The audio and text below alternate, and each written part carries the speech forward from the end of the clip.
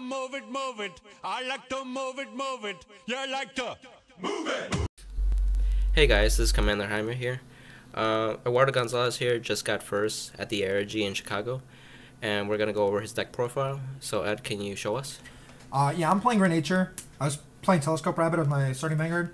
It's good for the early game retire. You need it for like Duckbill and Mika Saburo. The Great Threes I played, I was playing 2 Belly, 1 Minette. Belly was because you want to always be on him. He's just like, he pumps up, makes columns. That's all he does. Doesn't really do anything else. What was the reason you played 2? I played 2 Minette. I played 2 Belly because if one got damage checked, that's the only reason why I played 2. I mean, I never saw any get damage checked, so it was kind of like I could have played 1. I played 1 Minette just because I thought there was going to be one person playing like 7 Seas Rush, and this card was kind of like, the matchup was already kind of good, but this Minette was going to be like, if I ever play against it, like, I'm guaranteed like 3 extra cards off his Limit Break, because his Limit Break is Limit Break 4, Counterblast 2, choose a Rigard, give it plus 4,000, during the end phase, retire it and draw a card, and then his second skill is whenever a Rigard is put into the drop zone during the end phase, you unflip a damage. So he's really good because you can, if you have 4 face-up damage, you can pump 2 different Rigards. They both get sacked, and you get 2 cards in your hand, which is nice for extra guard. And you can unflip 2, so you can do it again the next turn, but only at 1 time. So it's like a 3rd card, which is really good. And then I played 3 Contradictory Instructor Tuskmaster, who is like, he's like Crayon Tiger, except you don't get a card, and he doesn't need to be boosted. So he's just there for another restander, which is really good. And I played 3 because I had room. 6 Great Threes, right? Yeah, there's 6 Great Threes in total. Cool. Then for 2s, I played 2 Compass Lion. Compass Lion was similar to the reason why I played Telescope Rabbit. You said 2 is 3. Oh, yeah, 3. The reason why I played 3 Compass Lion is because, 1, he's really good for the 11k base because retiring one during end phase isn't a problem most times. So doing that for an 11k base is really good because you just want to have the defensive early start, especially since you're getting free cards. It's like, it's ridiculous. You have so much defense early game. It's like you're pushing for numbers and you're getting free cards and you have defense. Right, you can't even get rushed by Aqua Force. Yep. Like Tidal. And then you have 3 Grey Belly. I was thinking of playing 4, but 3 just seemed right because doing him more than once is kind of like, the first time you do him, he's really good because you get a lot of free cards off him. But it's like, other than that, after that he's not as powerful as like the first time you use him. For those who don't know, his skill is Success 20,000, which is whenever any Rigard hits 20k, he becomes successful. And then it's once per turn, Generation Break 1. When this unit is successful, if it attacks Vanguards, you Soul Blast 1, give 2 Rigards plus 4,000, and the red effect that during the end phase, you retire them and draw a card. It's pretty good. Then I played 2 Guru Wolf. I only played 2 Guru Wolf because it's good for like early game where you can hit 20k to like a 9 or a 6k or 7, and you're like guaranteed a card. And then if you stacked other effects like Duckbill and Mika Saburo on him, you get like just free cards. He's kind of like another Duckbill in a sense.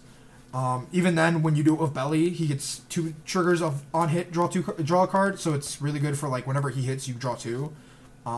He's like he's a really good on hit pressure card. And then obviously, 4 Crayon Tiger cards, it's ridiculous. It stands Rigger, gives it a draw, gives it power, retire. It's like the best card in the deck, honestly.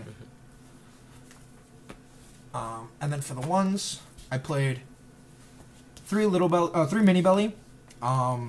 I played them because I'm only playing 6 Great Threes. I want to consistently be able to stride, so I was playing 3. It was perfectly fine. I never really ever used them for searching out for Belly, just because you always search them out for like whenever you have your Grade 3 searching. I played 4 Mika Saburo because I am playing 6 Grade 3s. I want to be able to consistently see my Grade 3s. This is like it's close to playing like 10 because you search them out whenever you want. So that's another reason why I played 4 over him, because if I triggered 2 of this and I knew I was playing against any normal deck, I would just go search for Belly, search for Minette, yeah. Because then Minette's just like a stride fodder pretty much. It was never really an issue. It was like it's never really an issue. And then I played 4 Duckbill because Duckbill is really good for a free draw too. It's like having it's like when you don't have a 3, generally if you Duckbill enough times you're gonna see your 3. And then I played 4 Shellmaster. Shellmaster is just the perfect card that unflips. I didn't play any Little Bellies because I felt like it wasn't necessary. I just didn't feel like it was worth it. And then for the zeros, I played 2 Gazanet Donkey just because I wanted the draw, I wanted the soul, so it just fit both. The draw was just because I wanted to be able to see cards early. Like, I wanted to be able to set up a board without having to, like, waste a lot. So I played 2 Donkey. I played 3 We're the Chameleon because I liked the fact that he was a good target to retire to get an extra card. It sucked to get rid of a crit, but it was nice because early game you wouldn't lose anything either. So it was good overall. I played 3 Pondbelly. It should have been 4, but I only have 3, so I was only playing 3. And it wasn't bad because it let me play 3 Chameleon, which I think I would probably keep this anyways, just because I never really needed to do the skill. Like, the soul wasn't that big of an issue. I played 4 Watering Elephant because it, like, maximizes your grade 2s. So it's like whenever your 2 dies, if this was success, you can call it back by putting this in soul. So it's like, even if you're killing a grade 2, you can get it back. So it's like you're not really wasting any copies. You want to be as efficient as possible. Mm-hmm. And then 4 Dictionary Goat, which is just basic heal. Mm-hmm.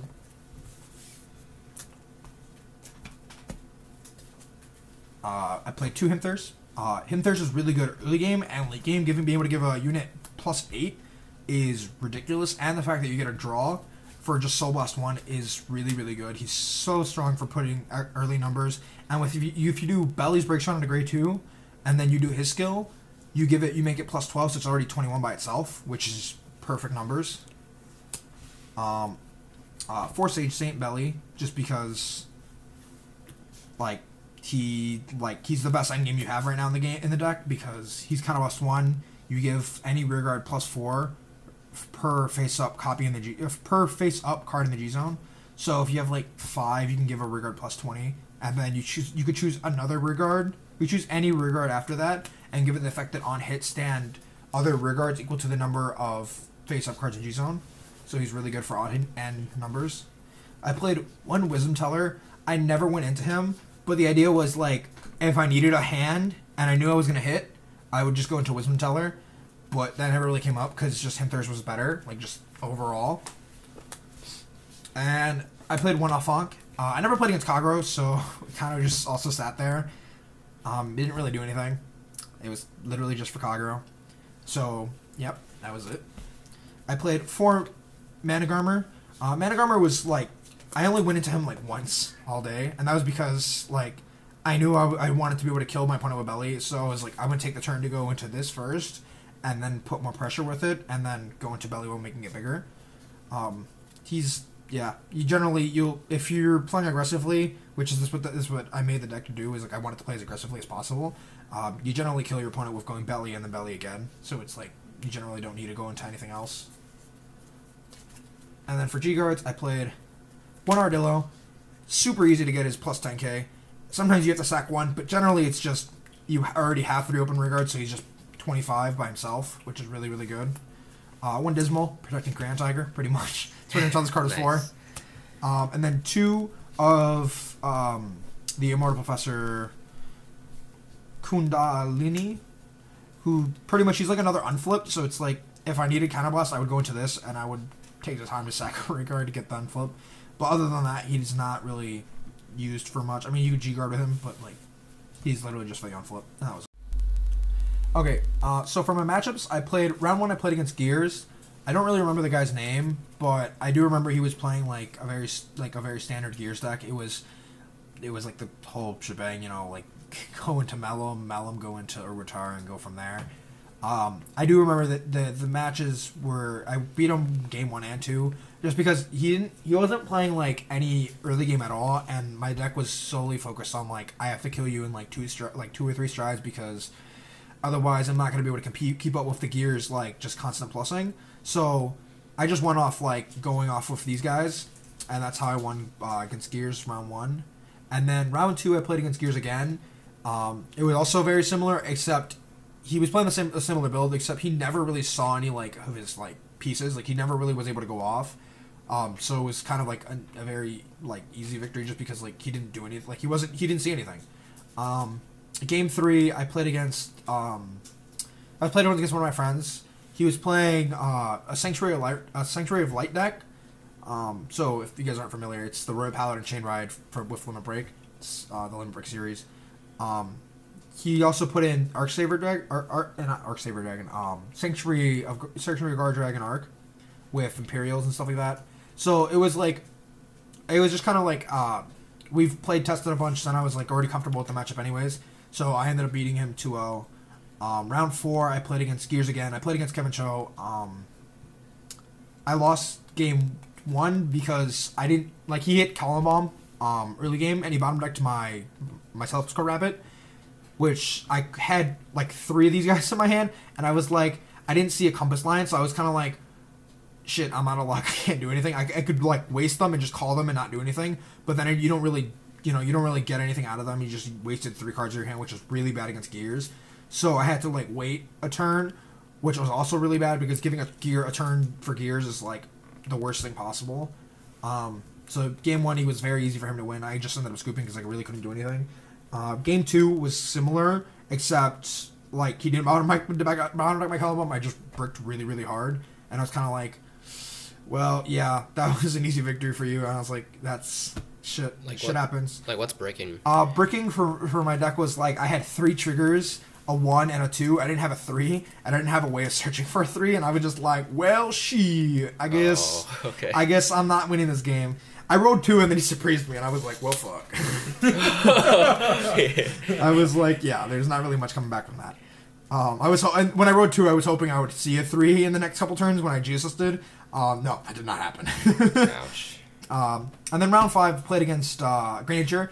My opponent was playing Chetnor Tester Fox, which I was comfortable with the matchup. 1, because I play Graniger all the time, so I know how both decks work, and I know how the matchup goes.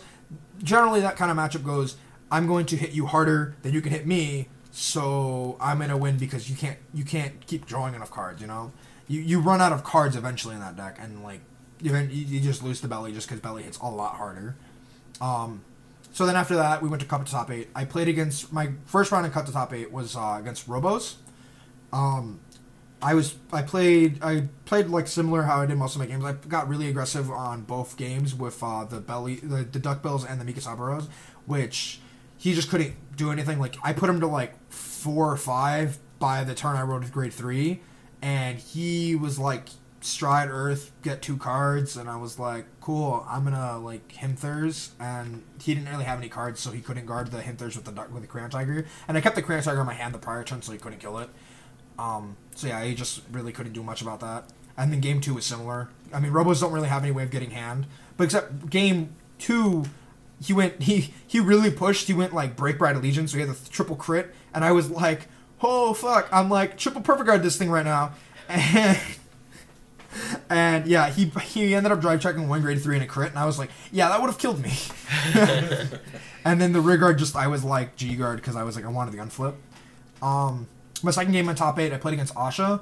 Asha is if I let Asha get into the late game, I will lose horrendously just because they hit way harder than my deck can handle. So I had to beat them down early game like it was nothing. And so that's kind of the mentality I went in there. I was I want to see all my ones. I want to see compass line. I want to be hitting these numbers.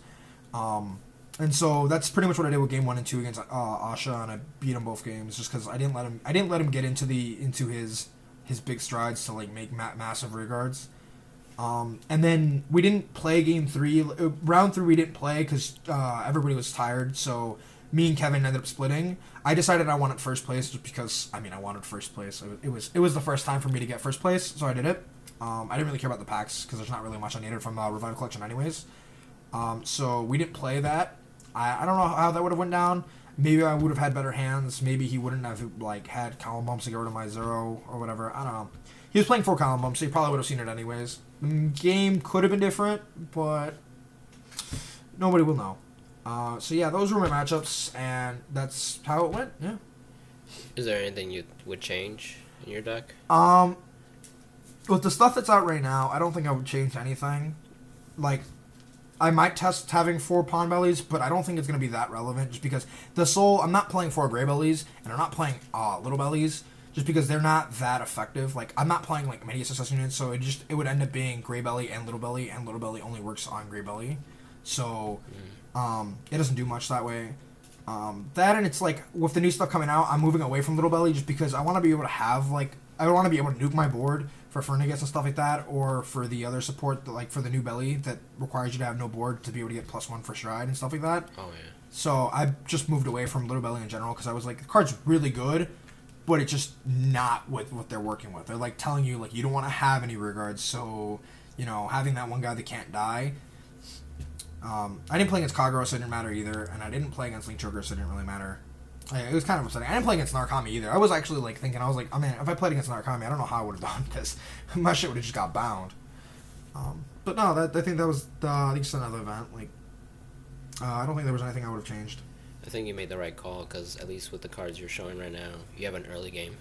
Yeah. Yep. Yeah. I think you made the right decision. Little Belly doesn't do anything in early game. These cards will win you the early game. It's like most of your games. Like, you might like I said, like 1 out of 10 games. None of my games went into game 3 just because either like I won all of them in 2 games because most people cannot keep up with you going, let me call 3 or 4 cards. They're just gonna go right back to my hand, and you know, you just got punched for 3 attacks that weren't anything out of my hand. You know, it wasn't even relevant. Most people can't deal with that. It's too much aggro early game.